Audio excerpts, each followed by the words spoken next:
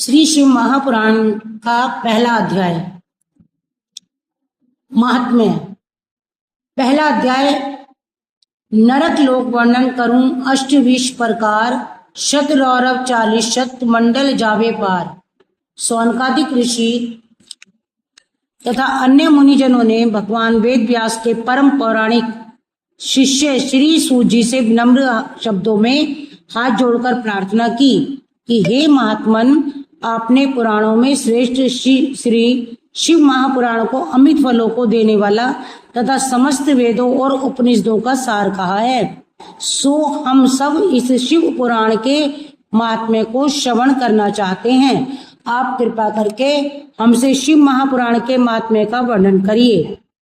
ऋषिजनों के इन स्नेहयुक्त वचनों को श्रवण करके श्री सूत जी परम प्रसन्न हो बारंबार भगवान सदाशिव के चरण कमलों की वंदना करते हुए बोले, हे मुनीश्वरों, आप प्रशंसा के पात्र हो।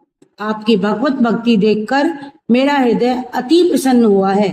आपकी इस उत्कंठा को देखकर मैं आपके समक्ष शिव महापुराण के उस परम पुनीत महात्म्य का वर्णन करता हूँ जो देवताओं को भी दुर्लभ है। यह महात्म्य समस्त फलों को देने वाला है।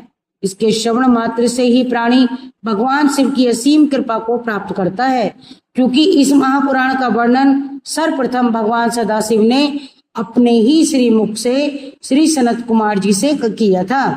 इसी कारण यह महापुराण के नाम से विख्यात हुआ है। भगवान सदाशिव के मुख से शिव महापुराण को श्रवण कर सनत कुमार जी ने इसे श्री वेद व्यास जी को सुनाया। भगवान वेद व्यास जी ने समस्त लोगों के कल्याण करने की इच्छा से इस महापुराण को संक्षिप्त करके मुझे सुनाया है। इस परम पुनीत महापुराण के पठन पाठन और मनन से कलयुग के प्राणियों का हृदय शुद्ध होता है।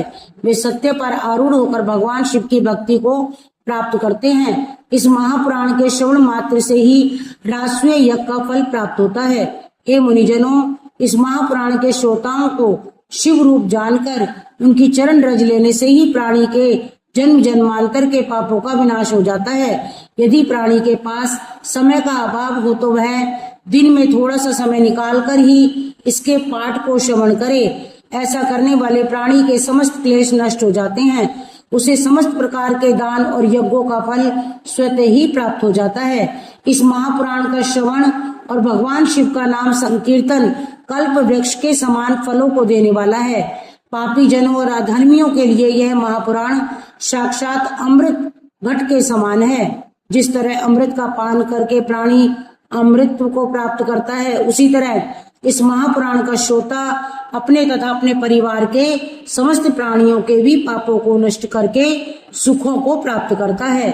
इस महापुराण में 7 संहिता हैं। इन 7 संहिताओं में कुल मिलाकर 24,000 श्लोक हैं। इन श्लोकों में भक्ति, ज्ञान, वैराग्य का अटूट भंडार भरा हुआ है। यह 7 संहिता क्रम अनुसार इस प्रकार हैं: विद्वेश्वर संहिता, रुद्र संहिता, शतरूप संहिता, कोटि रुद्र संहिता, उमा संहिता, कैलाश संहिता तथा वायव्य संहिता।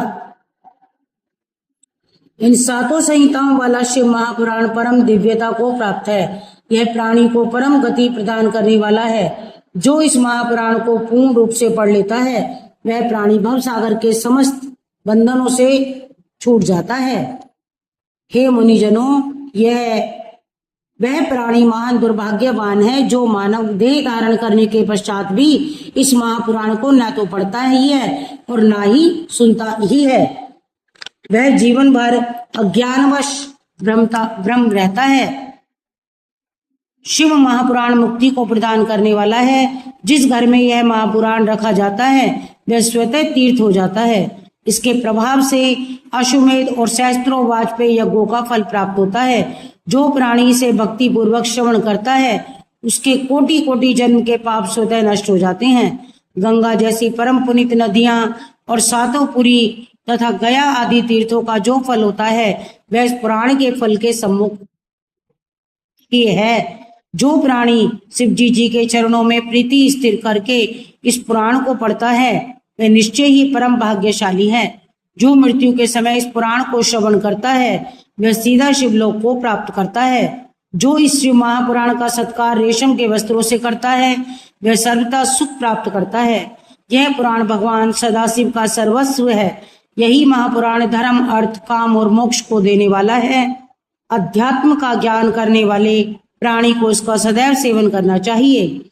यह महापुराण ब्रह्मा, विष्णु आदि देवताओं को प्राणों से भी अधिक प्रिय है। इस महापुराण की बारंबार मैं वंदना करता हूँ। हर हर महादेव।